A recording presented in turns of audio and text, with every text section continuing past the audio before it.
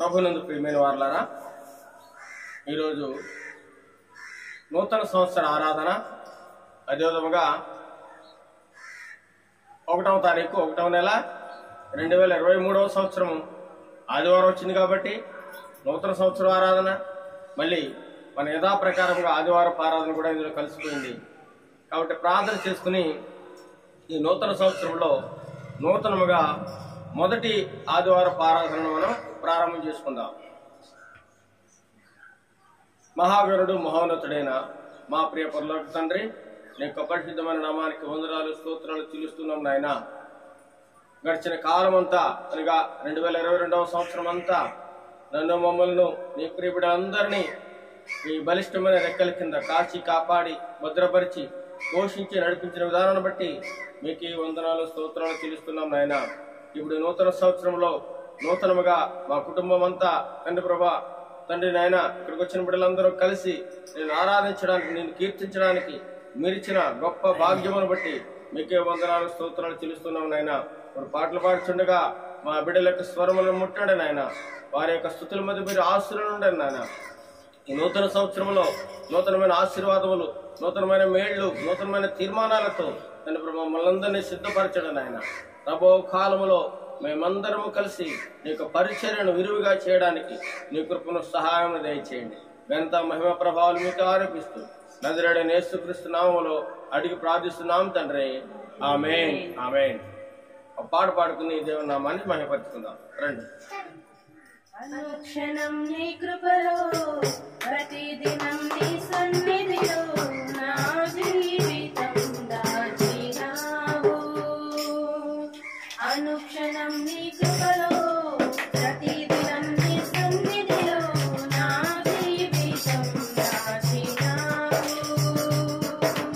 విడువని కృపతో ప్రేమించే నా యేసయ్యా, ఎడబాయదు నీ అనురాగము. విడువని కృపతో ప్రేమించే నా యేసయ్యా, ఎడబాయదు నీ అనురాగము. అనుక్షణం నీ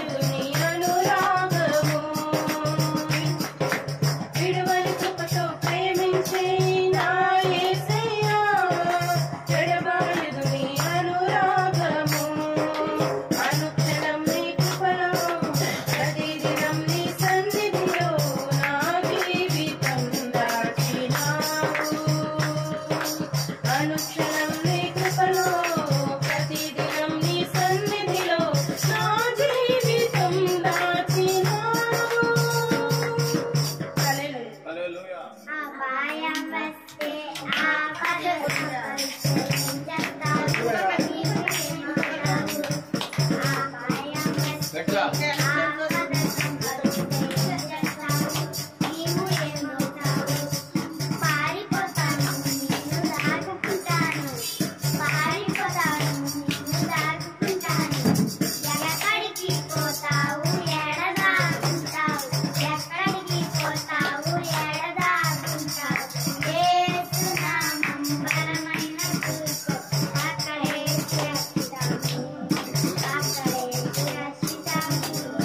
అల్లు ఏది నన్నంటదు, ఏది నన్నుంటదు, ఏది నన్నంటదు, ఏది నన్నుంటదు.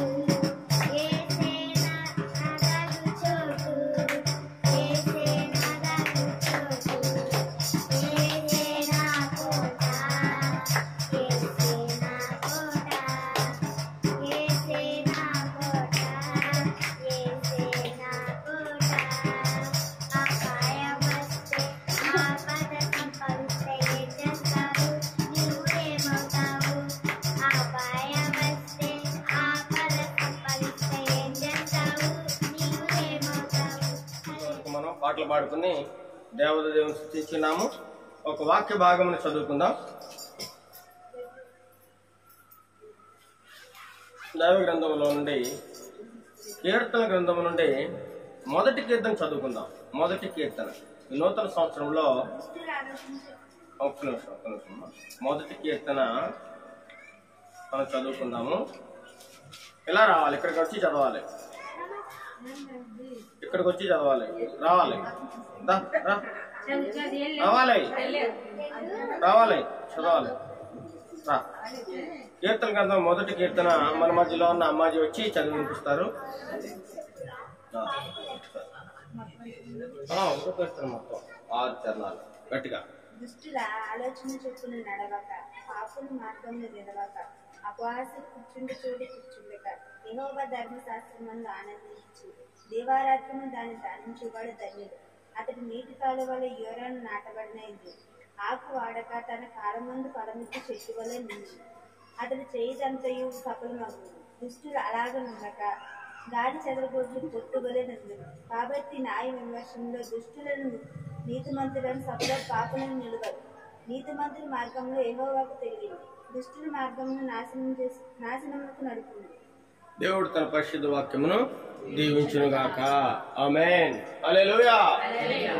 ఇప్పుడు మనం అందరం కొద్దిసేపు, ఎక్కువ సమయం లేదు కాబట్టి కొద్ది నిమిషాలు మనం స్తుతి ఆరాధన గడుపుదాం. మన మధ్యలో ఉన్న జాజీ వచ్చి కొన్ని స్తుతి ఆరాధన ఒక 5 నిమిషాలు స్తుతి ఆరాధన ప్రార్థన చేస్తే మనం 2 మాటలు దేవుని వాక్యం చదువుకుని మనం ముగించుకుందాం. రండి.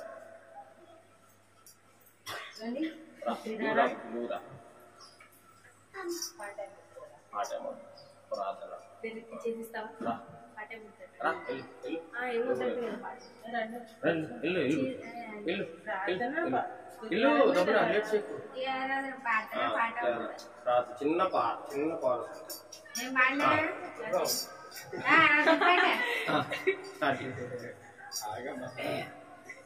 మనం అందరం కాళ్ళు పూసుకున్నట్లయితే కొద్దిసేపు స్తుతి ఆరాధన చేసుకుందాం. హల్లెలూయా, హల్లెలూయా, హల్లెలూయా. స్తుతి, స్తుతి, స్తోత్రం, స్తోత్రం, స్తోత్రం, స్తోత్రం. దేవానికి వందనములైనా స్తోత్రం, స్తోత్రం, స్తోత్రం, స్తోత్రం, స్తోత్రం. కృపగల దేవానికి వందనములు. స్తోత్రం, స్తోత్రం, స్తోత్రం, స్తోత్రం.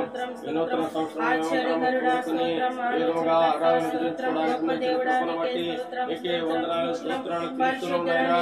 కల్పులు మనోక్తులమునైనా ఎందుకు పరిసరాలైన మమ్మల్ని మీరు ఎన్నుకుని మీ సేవలో వాడుకుంటున్న విధానం బట్టి మీకు వందనాలు, స్తోత్రాలు, స్తోత్రాలు తీర్చున్నాయినా. ఈ దినమును చూడలేక, ఈ గడియను చూడలేక ఎంతో మంది నశించిపోయారు నాయన. మమ్మల్ని అయితే క్షేమంగా సురక్షితంగా వచ్చి మీ యొక్క సన్నిధిలో విధంగా వాడుకుంటున్న విధానాన్ని బట్టి మీకే వందనాలు, స్తోత్రాలు, స్తోత్రాలు తీరుస్తున్నాం నాయన. హల్లెలూయా, హల్లెలూయా, హల్లెలూయా, హల్లెలూయా. స్తోత్రం, స్తోత్రం, స్తోత్రం, స్తోత్రం, స్తోత్రం, స్తోత్రం, స్తోత్రం, స్తోత్రం, స్తోత్రం, స్తోత్రం హల్లెలూయా హల్లెలూయా హల్లెలూయా హల్లెలూయా హల్లెలూయా రాజానికి వందనములు స్తోత్రం స్తోత్రం స్తోత్రం స్తోత్రం స్తోత్రం కృపగల దేవానికి స్తోత్రం దయగల దేవానికి స్తోత్రం అత్యున్నత సింహాసనంపై ఆసీనుడైన దేవా నీకే స్తుతులు స్తోత్రములు చెల్లిస్తున్నాము నాయనా హల్లెలూయా హల్లెలూయా హల్లెలూయా హల్లెలూయా హల్లెలూయా రాజా వందనములు వందనములు వందనములు వందనములు వందనములు దేవా స్తోత్రం స్తోత్రం స్తోత్రం స్తోత్రం స్తోత్రం నీకే మహిమ. మనమందరం అలాగే ఆరాధించుకోవచ్చు. ఒక పాట పాడుకొని దేవుని నామాన్ని మహిమపరచుకుందాం.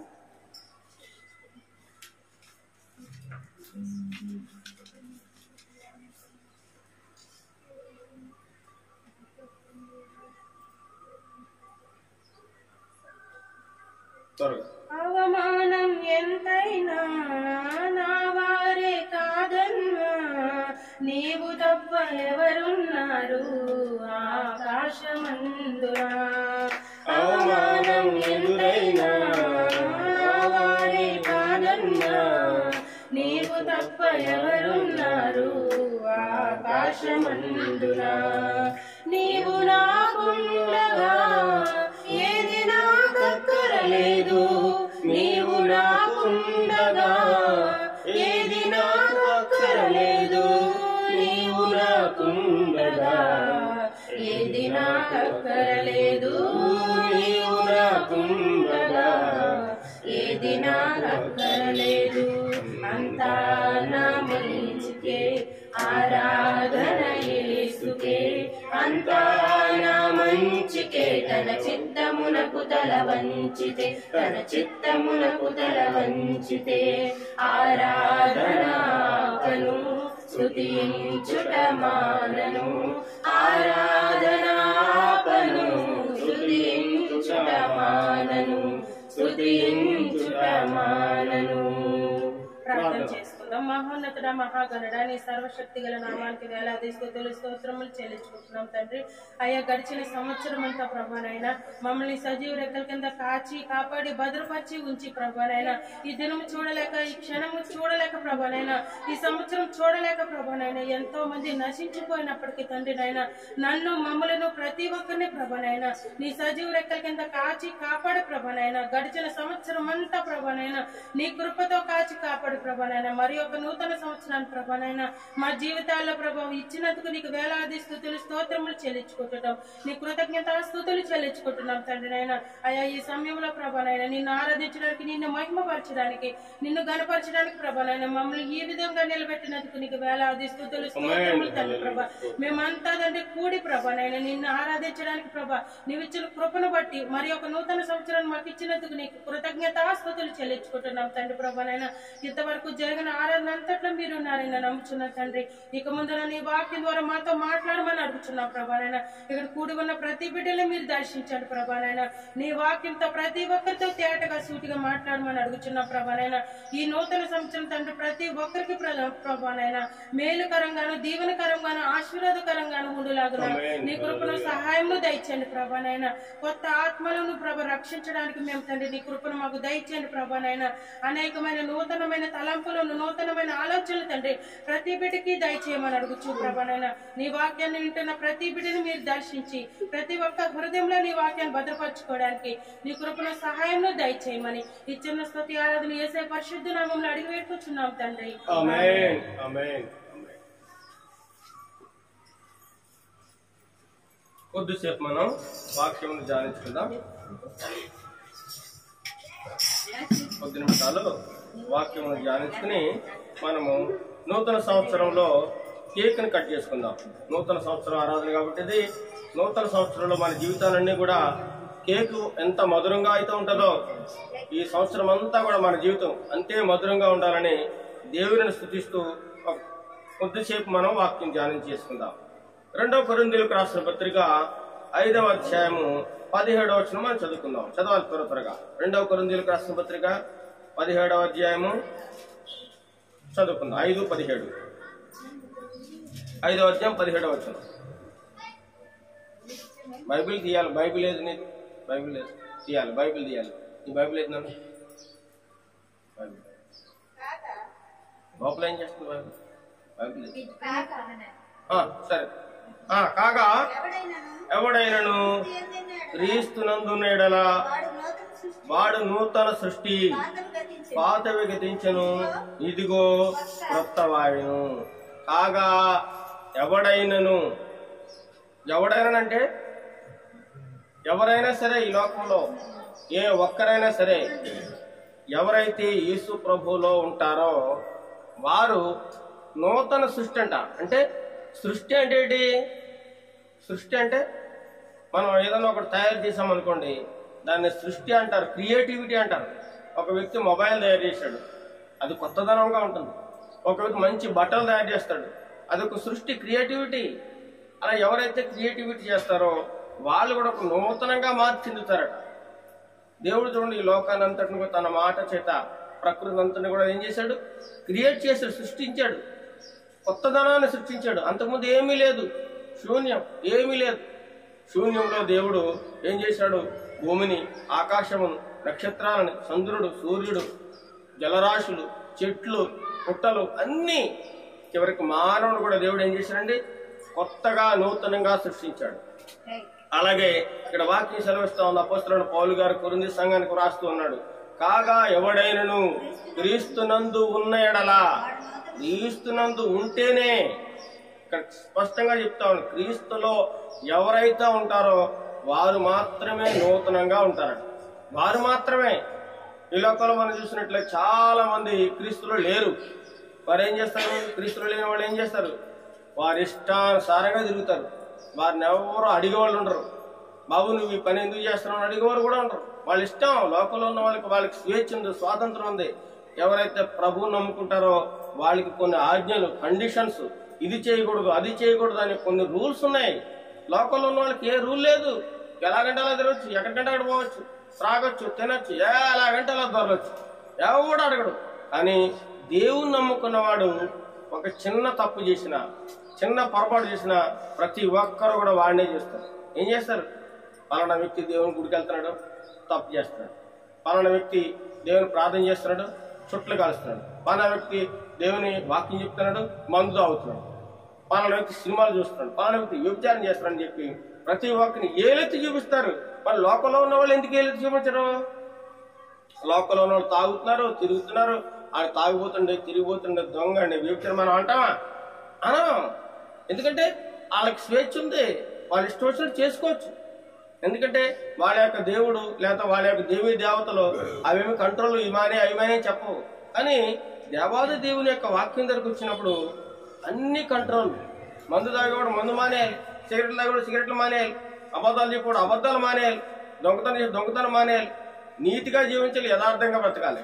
అలా ఉంటేనే వాడు నూతనంగా సృష్టింపబడిన వాడు లెక్క. అంటే లోకంలో నుంచి ఇంతకుముందు ఏదో జీవితం జీవించేశాడు. పాతకాలంలో వాడు ఇష్టం వచ్చినప్పుడు ప్రవర్తించాడు. కానీ ఇక ముందు 2022 సంవత్సరాలు ఎలాగోలా బతికేశావు. కానీ ఏ 2023 సంవత్సరాన్ని నీకు దేవుడు ఒక నూతనగా నీకు దేవుడు ఇచ్చాడు. కాబట్టి ఈ నూతన సంవత్సరంలో ఎవడైనను క్రీస్తులో ఉంటే, ఎవరిలో ఉంటే? క్రీస్తులో ఉంటే. లోకంలో ఉంటే వాడు నూతన సృష్టి కాదు. వాడు లోకంలో ఉన్నవాడు వాడు నూతన సృష్టి ఎప్పటికీ కాడు. ఇప్పుడు వాడు పాత బతికే, పాత జీవితమే. చూడండి, పందిని మనం శుభ్రంగా ఏం చేస్తాము? చక్కగా తీసుకొచ్చి ఒక మంచిగా సబ్బు తీసుకుని, మంచి సబ్బు, లాయబల్ సబ్బుడు శుభ్రం కడిగేస్తాం. కడిగేసేసి దానికి ఏం చేద్దామంటే చక్కగా బట్టలేసి సెంటు కొట్టి అది శుభ్రం నీట్గా ఉండాలని చెప్పి అన్ని సదుపాయం చేసి మళ్ళీ దాన్ని వదిలేసాం అనుకోండి, మళ్ళీ తిన్నగా ఎక్కడికి వెళ్ళిపోద్ది? బురదలోకి వెళ్ళి దొరుకుతుంది. దాని బతుకు అంతే. దాని స్వభావం ఏంటి? బురద కావాలి, చెడు కావాలి. అలాగే ఈ లోకంలో కొంతమందికి మంచి చెప్తే నచ్చదు. బాబు దేవుని నమ్ముకోండి, ఈ నూతన సంవత్సరం మీ బతుకును మార్చుకోండి. ఎవరైతే యేసు ప్రభువులో ఉంటారో వారు నూతన సృష్టిగా దేవుడు వారిని తయారు చేస్తాడు. నూతనమైన ఆత్మీయ జీవితాన్ని వారికి ఇస్తాడు. అనూతనమైన మేలుతో వాళ్ళు నింపుతాడు. నీ కుటుంబంలో కష్టాలు పోతాయి, నీ కుటుంబంలో శోధనలన్నీ పోతాయి, నీకు గొప్ప మేలు జరుగుతుంది, నీకు ఆర్థిక స్వాతంత్రం దేవుడు ఇస్తాడు, నీ కుటుంబంలో వ్యాధులన్నీ దేవుడు తీసేస్తాడు అని మనం చెప్తే మాకేం అవసరం లేదులే, నువ్వే మాకు చెప్పాల్సిన అవసరం, మాకు తెలిసేవన్నీ అని చెప్పి వారి ఇష్టానుసారంగా లోకంలో తిరుగుతూ ఉన్నారు. అలాంటి వారిని గురించి దేవుడు మాట్లాడుతలేదు. కానీ ఎవడైనను క్రీస్తునందు ఉంటే వాడు ఏంటట? నూతన సృష్టి, నూతనంగా మార్పు చెందుతాడు. రాత్రి మనం చెప్పుకున్నాం, సీతాకోక చిలుక, ఒక గొంగళ పురుగు ఏ విధంగా అయితే సీతాకోక చిలుక మార్పు చెందుతుందో అలాగే మనిషి జీవితం కూడా ఎప్పుడు ఒకేలా ఉండకూడదు. ఎప్పుడు ఈ 2000 సంవత్సరంలో కంటే 2023వ సంవత్సరం కొన్ని మార్పులు రావాలి. మార్పులు మనం మాట్లాడే విధానంలో మార్పు రావాలి, మన ప్రవర్తనలో మార్పు రావాలి. అన్ని విషయాలు కూడా మార్పు జరిగినట్లయితే వారిని మనల్ని ఒక నూతన సృష్టిగా దేవుడు చేస్తాడు. పాత అన్ని ఏమైపోతాయి? అప్పుడు గతించిపోతాయి. పాతవి మన జీవితంలో పోతాయి అంతే. నిన్నటి వరకు మన బ్రతుకు వేరు, ఈ రోజు మన బ్రతుకు వేరు. గత సంవత్సరం మనం ఎలా బ్రతికాము అదంతా వదిలేసేయండి. ఈ రోజు నుంచి దేవుని వాక్యం ఏం చెప్తుంది, దేవుని బిడ్డలు ఏం మాట్లాడుతున్నారు, దేవుడు మనతో ఏం చెప్తున్నాడు, అటువంటి విషయాలన్నీ కూడా మనం జ్ఞాపకం ఉంచుకొని క్రొత్త జీవితాన్ని ఈ రోజు నుంచి మనం ప్రారంభించాలి. ఏం చేయాలంటే క్రొత్త జీవితాన్ని ప్రారంభించాలి. ఇంతకు ముందులాగా మనం ఇప్పుడు ఉంటే ఈ 2023 సంవత్సరం వచ్చినా ఒకటి రాపోయినా ఒకటి నీకు వేస్ట్. 2022 ఒకలాగా జరిగింది, 2023 ఒకలాగా జరిగింది. మార్పు ఏమీ లేదు. ఎప్పుడు ఒకటే ఆలోచన, ఒకటే తలంపులు, ఒకటే బ్రతుకు. తిన్నామా, తెల్లారిందా, పడుకున్నామా, ఇదే ఉండకూడదు. మార్పు రావాలి, మార్పు రావాలి మన జీవితంలో. మార్పు అంటే ఏంటి? మేళ్ళ విధులు కట్టుకోవడమా, లేకపోతే బంగ్లాలు కట్టుకోవడమా, ఎక్కువ డబ్బు సంపాదించడమా, లేదా బంగారం కొనుక్కోవడమా, భూములు కొనడమా? ఇది కాదండి మార్పు. ఇదంతా ఈ లోక సంబంధమైన మార్పు. ఇది మనం అనుకుంటాం. చూడండి, పలానా వ్యక్తి మేడ మీద మేడ కట్టేస్తున్నాడండి, బంగారం కొనుక్కుంటాడండి, అతను దేవుడు నమ్ముకోలేదు. అయినా సరే మరి అంత దేవుడు ఎందుకు అలా ఇస్తున్నాడు? ఎందుకు అలా మేడ మీద మేడ కట్టుకుంటున్నాడు? అది ఈ లోక సంబంధమైన ఆశీర్వాదాలు. మరి మనకేం కావాలి? పరలోక సంబంధమైన ఆశీర్వాదాలు కావాలి. మనకు ఒక నిత్యరాజ్యం ఉంది. ఈ లోకంలో ఈ మన జీవితం కొద్ది కాలం మాత్రమే. మహా ఉంటే 60, 70, 80 సంవత్సరాలు. అయినా సరే ఆ 80 సంవత్సరాలు బతికినా సరే వాడు నడవలేడు, కూర్చోలేడు, మాట్లాడలేడు, చూడలేడు. అంత ఆయాస, వృధా, ప్రయాస. ఎవరిలో ఉన్నట్టు వృద్ధాప్యంలో ఉంటుందా? ఉండదు. ఎవరో ఒక సహాయం కావాలి, కర్ర పట్టుకుని నడవాలి. ఎంత ఇబ్బంది చెప్పండి. కాబట్టి దేవుడు ఇచ్చిన ఆయుష్ కాలం మనం ఉపయోగించుకుంటూ ఆయన కోసం జీవిస్తూ మన జీవితాన్ని మార్చుకుని పూర్తిగా ఆయనకి అంకితం అయిపోవాలి. ఆత్మీయంగా ఎదగాలి. ఆత్మీయంగా అంటే ప్రార్థనలో చేయడంలో ఎదగాలి, వాక్యం చదవడంలో ఎదగాలి, పాటలు పాడడంలో ఎదగాలి, స్తుతి ఆరాధన చేయడంలో ఎదగాలి. ఈ విధమైన దైవ సంబంధమైన వాటిలో ఎదగాలి తప్ప ఈ లోక సంబంధమైనవన్నీ కూడా దేవుడు తర్వాత ఇస్తాడు. ఎప్పుడైతే మనం దేవుల్లో నిలకడగా, నిజాయితీగా, నీతిగా మనం భక్తి చేస్తున్నామో వాటంతటా అవే దేవుడు అన్నీ ఇచ్చేస్తాడు అనమాట. ఎందుకంటే దేవుని దగ్గర అన్నీ ఉన్నాయి, కానీ మనం పొందుకోలేకపోతున్నాం. అంటే కారణం తప్పెవరిది? దేవుడిదా మందా? మందే తప్పు. దేవుడు ఏది కావాలంటే అది ఇచ్చేస్తారంటున్నాడు, కానీ మనం పొందుకోలేకపోతున్నట్టు మందే తప్పు. మనం ఆయన అడుగుతూ లేదు. దేవుని వాక్యం అడుగుడి మీకు ఇయ్యబడను, మీకు ఇస్తాను నేను, అడుగు. మరి మనం నిజంగా అడుగుతున్నామంటే మన మనసు మారకుండా, మన పనులు మారకుండా, మన బ్రతుకు మారకుండా అడిగితే ఉపయోగం లేదు. మన మనసు మార్చుకోవాలి, బ్రతుకు మార్చుకోవాలి, మన క్రియలు మార్చుకోవాలి, మన నడక మార్చుకోవాలి. ఇవన్నీ మార్చుకుని అడిగితే దేవుడు తప్పకుండా వాటిని దయచేస్తాడు. కాగా ఎవడైనా క్రీస్తునందున నీడలా వాడు నూతన సృష్టి, పాతవన్నీ గతించి ఇదిగో క్రొత్తవా అయిపోయాయి. అన్ని కూడా కొత్తవి. నీ జీవితంలో ఈనాటి నుంచి అన్ని కొత్తదనం ఉంటది, కొత్తగా ఉంటాను. అప్పుడు జనాందరూ చూసి ఏంటి నిన్నటి వరకు ఇతను ఒకలా ఉన్నాడు, ఈరోజు ఇంకోలా మాట్లాడుతున్నాడు. నిన్నటి వరకు ఇష్టం వచ్చినట్టు మాట్లాడు, ఈరోజు చక్కగా మాట్లాడుతున్నాడు. నిన్నటి వరకు అతను ప్రవర్తన ఒకలా ఉంది, తాగేవాడు ఈరోజు తాగుతే లేదు. నిన్నటి వరకు సిగరెట్లు కాల్చాడు, ఈరోజు సిగరెట్లు కాల్స్తే లేదు. నిన్నటి వరకు చెడ్డ మాటలు మాట్లాడు, ఈరోజు చెడ్డ మాటలు మాట్లాడతలేదు. నిన్నటి వరకు చెడు స్నేహాలు బట్టి జలసాగా ఊరి మీద తిరిగేవాడు, ఈరోజు అవన్నీ బంద్ అయిపోయినాయి. అంటే దేవుడు ఇతను పట్టుకున్నాడు. అంటే దేవులో ఉన్న వాళ్ళు ఇలా ఉంటారన్నమాట. అంటే దేవుని వాక్యం అయితే వాడు బ్రతుకు మారుతుంది అన్నమాట అని చెప్పి లోకస్తులందరూ మనల్ని జ్ఞాపకం చేసి యెషయా గ్రంథం 43వ అధ్యాయం 18-19 చదువుకుని ముగించుకుందాం. యెషయా గ్రంథము 43వ అధ్యాయము 18-19 వచనాలు చదువుకుని మనం ముగించుకుందాం. యెషయా గ్రంథము 43వ అధ్యాయము మునుపటి వాటిని జ్ఞాపకం చేసుకొనకుడి, పూర్వకాలపు సంగతులను తలంచుకొనకుడి. ఇదిగో నేను నూతన క్రియ చేస్తున్నాను. నూతన క్రియ అంట. చూడండి, ఈ నూతన సంవత్సరంలో దేవుడు మన జీవితంలో ఒక నూతన క్రియ చేయబోతా ఉన్నాడు. నూతన క్రియ మునుపటి వాటిని నువ్వు జ్ఞాపకం చేసుకోకు. మునుపట్లు నీ కష్టాలు, బాధలు, ఇబ్బందులు ఎన్నెన్నో వచ్చేసాయి. వాటిని అన్నింటినీ వదిలేసేయి. ఇక వాటి గురించి నువ్వు ఆలోచించి నీ బుర్ర పాడు చేసుకోకు, మనశ్శాంతి లేకుండా జీవించుకు. దేవుడు మాట్లాడుతున్నాడు, మునుపటి వాటిని జ్ఞాపకం చేసుకొనుకుడి, పూర్వకాలపు సంగతులన్నీ కూడా తలంచుకోకు. పోయిన సంవత్సరంలో ఎంతో నష్టాలు వచ్చేసి, బాధలు వచ్చాయి, ఇబ్బందులు వచ్చాయి. వాటినన్నీ తలంచుకుని నువ్వు బాధపడుతుంటే ఇంకా నీ మనసు ఇంకా పాడైపోదా.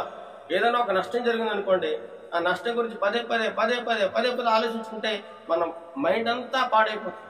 కాబట్టి అలాంటి వాటిని అన్ని వదిలేసేయాలి. జరిగిపోయిన అన్ని వదిలేసేసి ఇప్పుడు జరగాల్సిన దాని గురించి ఆలోచించాలి. ఇప్పుడు నా భవిష్యత్తు ఏంటి, నేను ఏ విధంగా జీవించాలి, ఎలా నేను ప్రవర్తించాలి, ఏ విధంగా నేను దేవుని సన్నిధిలో దినదినము వర్ధిల్లాలి, అందరిలో నేను ఒక గొప్పవాడిగా, ఒక మంచి వ్యక్తిగా నేను జీవించాలంటే నేను ఏం చేయాలి అనే దానికోసం ప్రయత్నం చేయాలి. అయితే దేవుడు అంటున్నాడు, ఇదిగో నేను నీ జీవితంలో ఒక నూతన క్రియ చేయబోతున్నానయ్యా. ఓ బిడ్డ, నేను నూతన క్రియ చేయబోతున్నాను ఈ సంవత్సరంలో. అది నూతన క్రియ ఏంటి? నీకు ఉద్యోగం రావచ్చు, లేకపోతే ఒక మంచి భర్త దొరకవచ్చు, లేకపోతే ఒక మంచి భార్య దొరకవచ్చు, లేదా నీకు మంచి మార్కులు రావచ్చు, ఏమో చెప్పలేం, ఏమైనా జరగచ్చు. లేదంటే నీకు ఒక మంచి ఇల్లు కట్టుకోవచ్చు, లేదంటే నీకు ఒక మంచి దేవుడు ఒక ఆస్తి ఇవ్వచ్చు. ఏ విధంగా వస్తుందో తెలియదు. నీ జీవితంలో ఒక గొప్ప అద్భుతం చేసేస్తున్నాడు దేవుడు. ఈ సంవత్సరం నూతన క్రియ నేను చేస్తానంటున్నాడు. ఎప్పుడు చేస్తాడు? మనము పరిశుద్ధమైన జీవితాన్ని జీవించినప్పుడు మాత్రమే. నేను పరిశుద్ధుడిని కనుక మీరును కూడా ఎలా ఉండాలట? పరిశుద్ధులుగా ఉండాలి. అప్పుడు నీ జీవితంలో నూతన క్రియ చేస్తాను. అంతే తప్ప నువ్వు నీ ఇష్టానుసారంగా జీవిస్తూ ప్రభా నాకు అది కావాలి, ఇది కావాలి, ఇది కావాలంటే దేవుడు ఏమాత్రం నువ్వు ఎంత అరిసి గగ్గోలు పెట్టి తెల్లవారులు ప్రార్థన చేసినా నీ మాట కొంచెం కూడా వృధా. నీ మోకాళ్ళు ఎరిగిపోవడం తప్ప నీ మాట ఎన్నడే వినడు. ఎప్పుడు వింటాడు? నేను పరిశుద్ధుడైన దేవుడును కనుక మీరును కూడా ఎలా ఉండాలి? పరిశుద్ధంగా ఉండాలి. పరిశుద్ధమైన జీవితాన్ని జీవించాలి. అప్పుడు మాత్రం నేను మీ మాట వింటాను. నువ్వు ఏది అడిగితే నేను ఇస్తాను. నీ జీవితంలో ఒక నూతన క్రియ చేస్తాను. నువ్వు నూతనంగా మార్చబడతావు, ఒక రూపాంతరం చెందుతావని దేవుడు చెప్తాను. గత కాలంలో దేవుడు నీ జీవితంలో చేసిన మేళ్ళని గురించి మనం ఏం చేయాలి? తలపోసుకుంటూ, ప్రభా గత కాలంలో నన్ను మరణం అంచుల వరకు తీసుకెళ్ళావు, ఇప్పుడు నన్ను కాపాడావు. దేవుడు కూడా నా జీవితంలో మొన్నటికి మొన్న మేము ఈ స్థితిలో దేవుడు ఉంచాడంటే దేవునికి కృప. పిల్లల్ని స్కూల్ నుంచి తీసుకొస్తుంటే ఒక ఆటో వాడు మమ్మల్ని గుద్దేసి దేవుడు కాపాడాడు. లేదంటే ఇప్పుడు మా కుటుంబం ఎలా ఉండదు? ఆసుపత్రిలో పాలైపోదాం. ఎదురుగుంటా మాకు కనబడ్డది వేరే కుటుంబం బలి అయిపోయింది. అంటే అక్కడ ఏం చేశాడు దేవుడు? తప్పించేశాడు. నా ప్రియ బిడ్డని కష్టాల వైపు తీసుకెళ్ళకూడదు, బాధల వైపు తీసుకెళ్ళకూడదు. మా ముందే అంతా ఒక్క నిమిషంలో జరిగిపోయింది. పిల్లలు కళ్ళారా చూశారు, రక్త శక్తం అయిపోయి రోడ్డు అంతా. ఆటోలో నడిపే వ్యక్తి తాగేసేసి ముగ్గురు బండి మీద వస్తుంటే వాళ్ళ మీదకి ఎక్కిసి వాళ్ళ మీద బండి పడేసేసాడు. ఆటో తిరగొడుతుంది. కాళ్ళు చేతులు ఇరిగిపోయి ముఖం అంతా పచ్చడి అయిపోయింది. ఎంత అయ్యో అయ్యో అయ్యో అని ఏడుస్తూ ఉన్నారు. దిక్కు మొక్కు లేదు. మేము దగ్గరుండి చేరదీసి వాళ్ళని ఫోన్లు చేసి వాళ్ళకి ధైర్యం చెప్పి వాళ్ళని కారు రప్పించి పంపించి ఇంటికి పంపించాం. అందులో పాప ఏడుస్తుంది, అంకుల్ నా కాలు చేయి ఇరిగిపోయింది అంకుల్. చదువుకునే పాప, చిన్న పాప, బుజ్జి అంత ఉంటుంది పాప, మా బుజ్జి అంత ప్రవళిక జయంత ఉంటుంది. విపరీతంగా ఏడుస్తూ ఉంటే నేనే ధైర్యం చెప్పి, అమ్మా ఏం కాదురా నీ తల్లి, ఏం కాదు, నీకు కాలు వచ్చేస్తుంది, చెయ్యి వచ్చేస్తుంది, నువ్వేం భయపడకు అని చెప్పి ధైర్యం చెప్పి. చూసారా ఎంత అద్భుతకరం అది? లేకపోతే ఈ రోజు ఇక్కడ నిలబడగలమా? నిలబడ ఆసుపత్రిలో ఉండాలి. ఇప్పటికి ఆసుపత్రిలో కోలుకెళ్ళారు. ఈ నూతన సంవత్సరాలు చూడలేకపోయారు వాళ్ళు, ఎక్కడో ఆసుపత్రిలో ఉన్నారు. కాబట్టి దేవుడు ఏ క్షణంలో ఏం చేస్తాడో మనకు తెలియదు, ఏ క్షణాన్ని ఏం జరుగుతుందో కూడా మనకు తెలియదు. కాబట్టి నిరంతరం కూడా దేవుని మీద ఆధారపడి, దేవుని మీద నమ్మకం పెట్టుకొని మన విశ్వాస జీవితాన్ని కాపాడుకుంటూ ముందుకు సాగిపోవాలి. అంతే తప్ప లోకస్తులు ఏదో చేశారు, ఏదోదో ఎవరెవరో మాట్లాడారు, ఇవన్నీ మనం పట్టించుకోవాల్సిన. మనకి దేవుడు ఒక గ్రంథాన్ని ఇచ్చాడు. దేవుడు మన బతుకు ఎలా ఉంటుందో ఈ గ్రంథంలో రాసేసాడు. మనం ఎలా బ్రతకాలనేది ఎవడో నీకు చెప్పాల్సిన అవసరం లేదు. ఏ పాస్టర్ దగ్గర రావాల్సిన అవసరం లేదు. నువ్వు చదువుకుంటే చాలు, నీ బతుకడి నీకు తెలిసిపోద్ది, బతుకు మారిపోద్ది. ఎందుకంటే ఈ దైవ గ్రంథం ఎంతో మంది మూర్ఖులు మార్చేసింది, హంతకులు మార్చేసింది, దొంగలు మార్చేసింది, వ్యభిచారులు మార్చేసింది, దుర్మార్గులు మార్చేసింది. ఎవరు పాస్టర్లు మార్చారా? పాస్టర్లు కాదు, దేవుని వాక్యం. ఒక వేపనాడు దేవుని వాక్యం, యేసుప్రభు గ్రంథం అంటే అతనికి అసహ్యం, చిరాకు, కాలుతో దన్నేశాడు, కాల్చేశాడు. దీంట్లో ఉన్న శక్తి తెలియక ఒకనాడు ఎందుకో దేవుడు తనతో మాట్లాడాడు. తనతో మాట్లాడినప్పుడు ఈ గ్రంథం కొనుక్కున్నాడు. గ్రంథం కొనుక్కుని చదవడం మొదలెట్టాడు.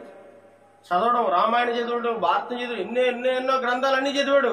కానీ ఏ గ్రంథం చదివినా మనశ్శాంతి రాలేదు, ఏ గ్రంథం చదివినా అతనికి శాంతి కలగలేదు, ఏ గ్రంథం చదివినా అతనికి నెమ్మది కలగలేదు, ఏ గ్రంథం చదివినా అతనికి మంచి మనసు రాలేదు. ఎప్పుడైతే దేవుని వాక్యాన్ని చదువుతూ ఉన్నాడో తన మనసులో ఉన్న పాపాలు, తను చేస్తున్న పాపాలను ఒకటే గుర్తు తెచ్చుకుని ఏడుస్తూ కుమ్ములిపోతూ, అయ్యో నేనంత దుర్మార్గున్నా, అయ్యో నాకు ఒక నిత్యరాజ్యం ఉందా, దేవుడు నాకు పరలోకాన్ని ఇచ్చాడా, అందుకోసమే ఆయన ఈ భూలోకానికి వచ్చాడా అని చెప్పి ఆయన విలపించి ఏడుస్తూ తన బ్రతికంతా మార్చేసుకున్నాడు. ఏ పాస్టర్ గారు ఆయనకి చెప్పలేదు, ఏ చర్చికి వెళ్ళలేదు, ఎక్కడికి వెళ్ళలేదు. ఎప్పుడు మోకాళ్ళ నుంచి ప్రార్థన చేస్తున్నాడు కాదు, పూజారి తెల్లాలేస్తే మంత్రాలు ఎదుర్కొనేవాడు. అలాంటి దేవుడు ఏం చేసి పట్టేసుకున్నాడు. దేవుడు వాక్యం మార్చేస్తాడండి దైవ గ్రంథము. అలాంటి గొప్ప మాటలు ఎన్నో ఉన్నాయి. ఈనాడు చాలా మంది క్రైస్తవులు చేసే పని ఏంటంటే తెలుసా? క్రైస్తవులు చేసే పని ఏంటంటే దేవుని వాక్యాన్ని ఎప్పుడు చదవరు. ఆదివారం నాడు మాత్రం చక్కగా భూజంతా దులిపేసుకుని శుభ్రం సాఫ్ చేసుకుని చక్కగా బైబిల్ అక్కడ పట్టుకెళ్తారు, కాసేపు అక్కడ కూర్చుంటారు, మళ్ళీ తెచ్చి అక్కడ వారేస్తారు. అయిపోయింది అంతే. మళ్ళీ అక్కడ బీరో మీద లేదా కొంచెం మీద మంచం కింద అక్కడ చోటు వారేస్తారు. అలా అయిపోయింది. మళ్ళీ ఆదివారం వచ్చినప్పుడు మళ్ళీ ఇదంతా దుమ్బడేసి ఉంటుంది, దుమ్ము ధూళంతా పడేసి ఉంటుంది కదా, మళ్ళీ శుభ్రం తుడుస్తారు, నీట్గా చక్కగా మనం బట్టలు వేసుకున్నాం కదా, మరి బైబిల్ బాగపోతే ఎవడని అడుగుతాడని శుభ్రంగా తుడిచేసుకుని పట్టుకుని వెళ్తారు. మళ్ళీ అక్కడ కాసేపు కూర్చుంటారు, మళ్ళీ వచ్చి మళ్ళీ మావ. ఇంక నీకెందుకు బైబిల్ ఎందుకు ఇచ్చింది దేవుడు? బైబిల్ అంటే సంవత్సరంలో ప్రతిరోజు చదువుతూ ఉండాలి. నేనేం చేస్తాను, నాకు ఎప్పుడైతే నిద్ర పడతో, నాకు నిద్ర రాలేదంటే ఇప్పుడు బైబిల్ చదువుకోవాలన్నమాట. అలవాటు అయిపోతుంది. నిద్ర రాలేదు అంటే బైబిల్ తీసుకోండి, చదువుకుంటూ ఉండడం, రాసు ఇదే పని. మళ్ళీ తెల్లగట్లు ఎప్పుడో నిద్ర పడదు, మళ్ళీ లేచాడు, మళ్ళీ వాక్యం చదువుకుని మళ్ళీ అలా చదువుతుంటుంటే కొన్ని గొప్ప విషయాలన్నీ తెలుస్తూ ఉన్నాయి. ఎన్నో గొప్ప విషయాలు దేవుడు ఈ నూతన గ్రంథమైన పరిశుద్ధ బైబిల్లో రాయించాడు. కాబట్టి మనం అందరం కూడా ఈ రోజు నుంచే, ప్రవీణ్ ఈ రోజు నుంచే, సందీప్, ప్రవళిక, బుజ్జి, మీరందరూ కూడా ఈ రోజు నుంచి ఏం చేయాలి సార్? బైబిల్ చదవాలి. చదవరా? 2023 సంవత్సరంలో బైబిల్ కంప్లీట్ చేయాలి. మీరందరూ కూడా ఎవరైతే బైబిల్ చదువుతారో చేతులెత్తండి. ఈ సంవత్సరంలో 2023 సంవత్సరం అంతా నేను బైబిల్ చదివి కంప్లీట్ చేస్తానండి. దేవునికి మాట, నాకు కాదు, నాకు మాట ఇవ్వాల్సిన పోయిన పర్లేదు, దేవునితో మీరు చెప్పుకోండి, ప్రభా నేను వాక్యం చదువుతాను. ఎవరో మాటలకు అవసరం లేదు. ఈ పాస్టర్లు ఏం చేస్తారంటే చాలా మంది పాస్టర్లు వాళ్ళకి దేవుని వాక్యం చెప్తే లేదు, బైబిల్ ఏముందో చెప్తే లేదు, ఇంకా వాడు బతికేలా మారుతుంది. చక్కగా కలవల మాటలు, కాకమ్మ కథలన్నీ చెప్పేసి చక్కగా ఆరాధనలు, అది డ్యాన్సులు గేమ్స్లు నేర్చుకుంటూ ముందుకు అలా కాలం గడిపేస్తారు తప్ప వీళ్ళని నిత్య రాజ్యానికి వెళ్లే మార్గము ఇందులో ఉందన్న సంగతే చాలా మందికి తెలియజెప్పడం లేదు. అందుచేత చాలా మంది వెళ్తున్నారు, వస్తున్నారు, కూర్చుంటున్నారు, వింటున్నారు, ఏదో చేస్తున్నారు తప్ప ఏదో అలవాటుగా వాళ్ళు వెళ్తున్నారు, నేను కూడా వెళ్తే బాగుంటుంది అని అలవాటుగా వెళ్తున్నారు తప్ప ఈ దైవ గ్రంథాన్ని నిత్యము ధ్యానిస్తూ ఉంటే మనం ఒక గొప్ప ఆశీర్వాదాన్ని, గొప్ప మేలుని పొందుకుంటాం. ఈ నూతన సంవత్సరం నేను చెప్తున్నాను, ప్రతి ఒక్కరూ కూడా మీకు చెప్పేది బైబిల్ చదవాలి. ఏం చేయాలి? బైబిల్ చదువు. ఏం చేయాలి? బైబిల్ ఎలా చదవాలి? ఏదో పాఠం చదువుకుంటే వెళ్ళిపోకూడదు. ఏదో ఒక 4-5 వచనాలు చదవాలి. చదివి మళ్ళీ అదే 4-5 వచనాలు చదవాలి. చదివితే అదంతా మైండ్లో ఎందుకు ఈ మాటలు మాట్లాడే దేవుడు మనకు అర్థం అవుతుంది. మనకి అర్థం అవని విషయాలు, ప్రభా ఒక బైబిల్ చదివినాక అర్థం అవుతుంది కొంతమందికి. అప్పుడు ఏం చేస్తాడు దేవుడు, ప్రభా నాకు ఈ బైబిల్ చదువుతుంటే అర్థం అవుతలేదు, ఏంటి నాకు తెలియజెప్పు ప్రభా, నువ్వు ప్రార్థన చేయి, ఎవరి దగ్గరికి వెళ్ళాల్సిన పని లేదు. నువ్వు ప్రార్థన చేసి దేవుడే నీకు దర్శనం చెప్తాడు. ఆ మాట ఎందుకు రాయించాడో, ఎందుకు చెప్పాడో అన్ని నీకు దేవుడు తెలియజేస్తా ఉంటాడు. కాబట్టి బైబిల్ చదవాలి. రెండోది ఇంకో పని చేయాలి. ఏం చేయాలి? ప్రార్థన చేయాలి. ఏం చేయాలి? ప్రార్థన చేయాలి. బైబిల్ చదవాలి. రెండోది ప్రార్థన. ఎంతమంది ప్రార్థన చేస్తారు నూతన సంవత్సరంలో? ప్రతిరోజు చేయాలి. చెప్పాలి, ప్రతిరోజు ప్రార్థన చేయాలి. మళ్ళీ దేవుడు ఒక రోజు అడుగుతాడు చెయ్యెత్తులను అందరినీ కూడా, ఎరా నువ్వు ప్రార్థన చేస్తాను చెయ్యెత్తావు, ఆ రోజు ఎందుకు ప్రార్థన చేస్తలేదని చెప్పి కళ్ళొచ్చి దేవుడు అడిగాడు అనుకో, ఏం చెప్తాం మనం? అడుగుతాడు తప్పకుండా. కాబట్టి ప్రార్థన, బైబిల్ చదవాలి, ప్రార్థన చేయాలి. మనం ప్రార్థన చేసినప్పుడు మనం ఏం చేయాలి? మొట్టమొదటగా ప్రభువా నన్ను దీవించు, నా భార్యను దీవించు, నా పిల్లల్ని దీవించు. అంతేకాదు, మనం అందరి కోసం ప్రార్థన చేయాలి. ఇరుగు పొరుగు వారి కోసం ప్రార్థన చేయాలి, రోగంతో బాధపడే వారి కోసం ప్రార్థన చేయాలి, అనాథాల కోసం ప్రార్థన చేయాలి, దిక్కులేని వారి కోసం ప్రార్థన చేయాలి, దేశం కోసం ముఖ్య ప్రార్థన చేయాలి. దేశంలో ఎంతో ఘోరమైన నేరాలు జరిగిపోతున్నాయి. చిన్న చిన్న పిల్లలు నేరాలు చేసి జైలుకి వెళ్ళిపోతున్నారు. చిన్న చిన్న పిల్లలు, 13-14 సంవత్సరాల పిల్లలు, చదువుకుని 9-10 చదువుకున్న పిల్లలు.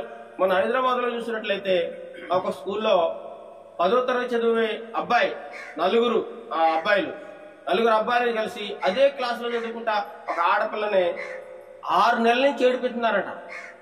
ఆ పాప ఇంట్లో చెప్పలేదు, భయపడి 6 నెలల నుంచి. ఇంకా వాళ్ళ పాపం పండిపోయింది. ఇంట్లో చెప్పింది. ఇంట్లో చెప్తే వాళ్ళ నాన్నగారు వాళ్ళ అమ్మగారు వెళ్ళి చిన్నగా పోలీస్ స్టేషన్లో కంప్లైంట్ ఇచ్చారు. పోలీస్ స్టేషన్లో కంప్లైంట్ ఇస్తే ఆ నలుగురిని పోలీసులు తీసుకెళ్లి జైలు వేసేసారు. వాళ్ళ పరిస్థితి ఎక్కడ ఉన్నారు? జైల్లో ఉన్నారు. చెప్పకూడదు అంటున్నారు. ఎందుకు వాళ్ళు అలా తయారంటే కేవలం తల్లిదండ్రులు వాళ్ళు అడిగినంత డబ్బు ఇచ్చాడు, వాడికి చక్కగా ఏది కావాలంటే అది కొనిచ్చాడు, గారాభంగా పెంచాడు, భయం లేదు, భక్తి లేదు, వాళ్ళ ఇష్టానుసారంగా. ఈ రోజు ఆ తల్లిదండ్రులు లబోదివ్వు నెత్తునోరు బాదుకుని నడుస్తున్నారు.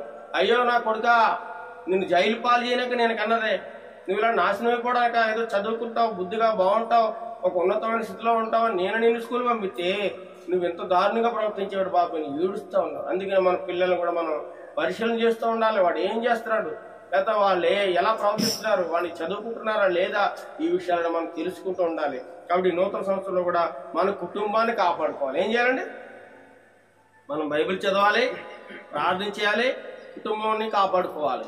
మన కుటుంబాన్ని మనమే కాపాడుకోలేదనుకోండి, బయటోడు చెప్తే ఆయన వింటాడా?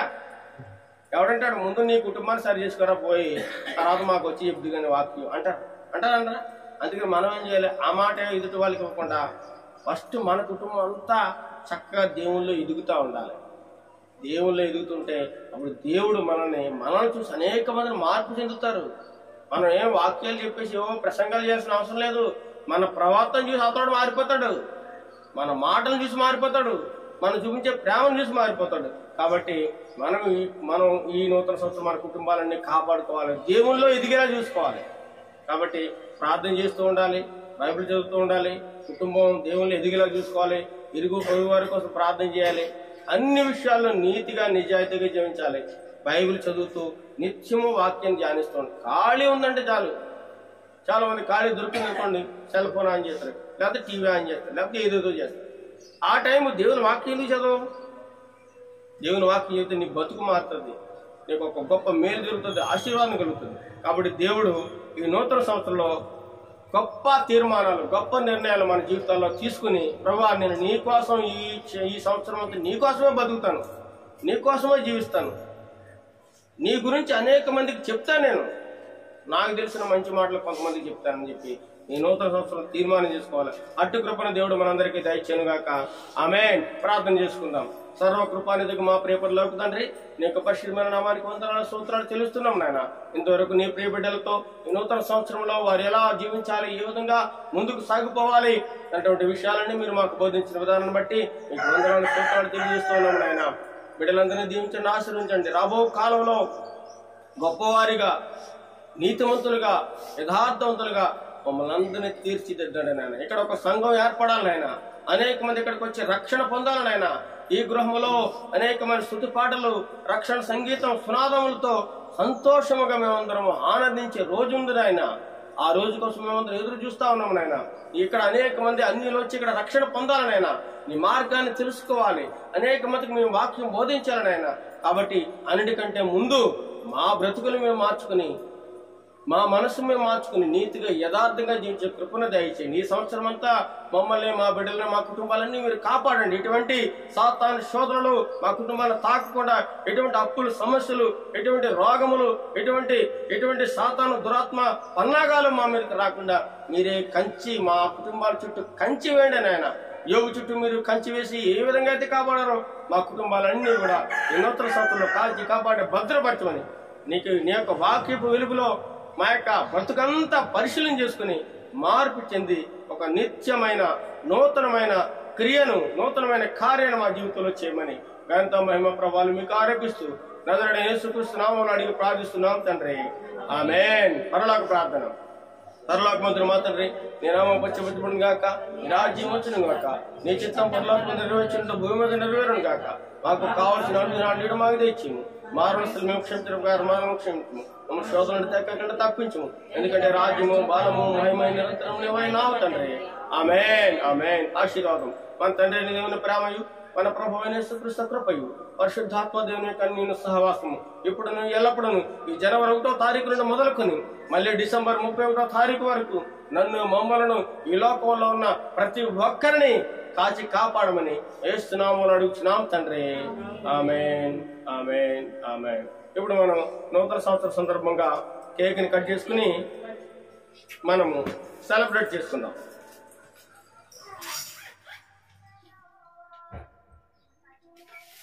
Happy new year. Wish you happy new year. Happy new year.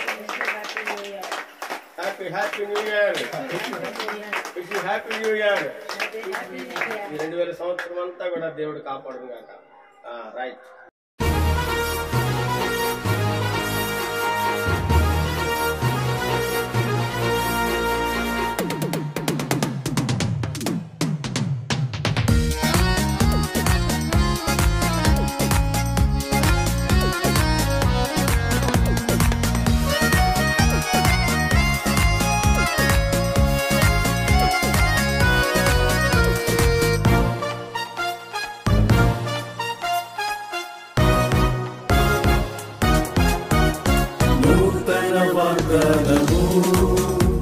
ఈ నూతన సంవత్సరములో నూతన దయా కిరీటముగా మాకు అలంకరించితివి. నూతన వాగ్దానము ఈ నూతన సంవత్సరములో నూతన దయా కిరీటముగా మాకు అలంకరించితివి. యేసయ్యా నీకే మహిమ, యేసయ్యా నీకే ఘనత, యేసయ్యా నీకే స్తోత్రం చెల్లింతును ఎల్లప్పుడూ. యేసయ్యా నీకే మహిమ, యేసయ్యా నీకే ఘనత, యేసయ్యా నీకే స్తోత్రం చెల్లింతును ఎల్లప్పుడూ. నూతన వాగ్దానము ఈ నూతన సంవత్సరములో నూతన దయా కిరీటముగా మాకు అలంకరించితివి.